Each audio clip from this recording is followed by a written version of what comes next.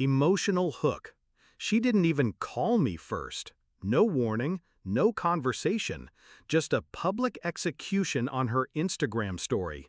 White text on a black background, finally blocking my toxic sister.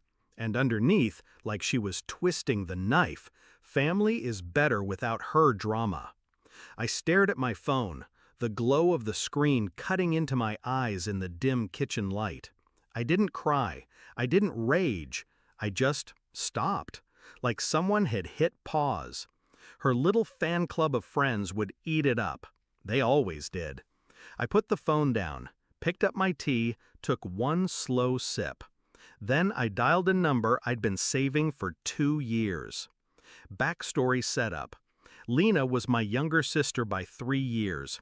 She was the reckless one, the golden one, the one who could spill a drink on someone at a party and get laughed at instead of yelled at. We weren't always like this.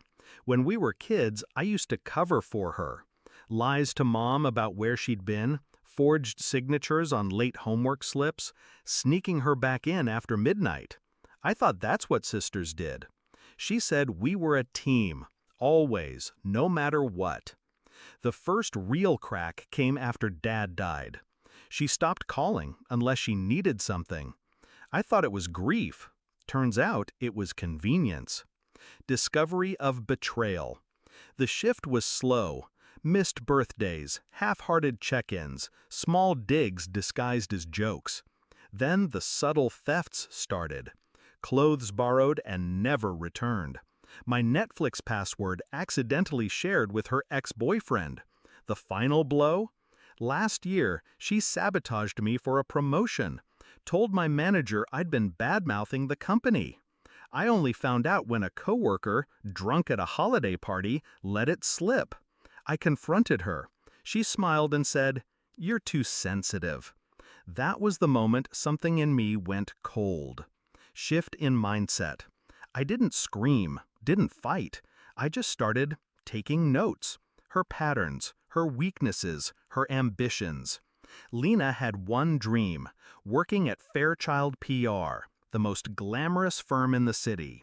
She'd been chasing it for years. Every internship, every carefully curated post on social media, every networking brunch was aimed at getting in that door. And last month, she finally got the call, a conditional offer. She couldn't shut up about it. The background check would be the last hurdle. She didn't know I knew the head of HR there.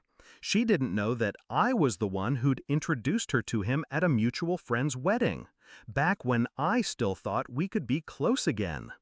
Execution of the plan. When the Instagram post went live tonight, I waited exactly 5 minutes. Long enough for her friends to screenshot it, long enough for her to think she'd won whatever petty point she thought she was making.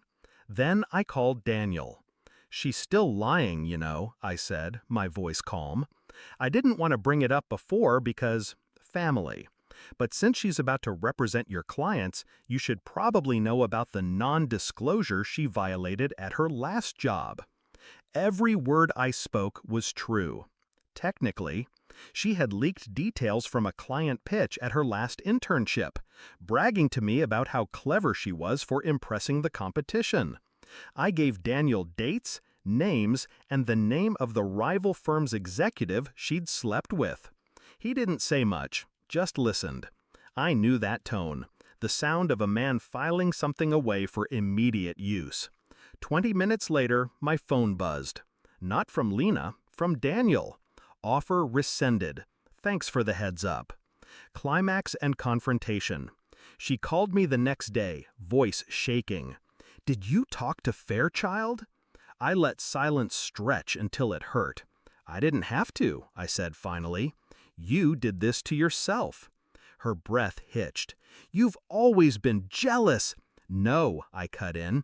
"I've always been patient." The line went dead. Resolution and emotional release. That was 2 weeks ago. She hasn't posted about me since. In fact, her Instagram has been unusually quiet. People think revenge is about rage. It's not. It's about precision. about knowing exactly where to place the blade so it only takes one cut.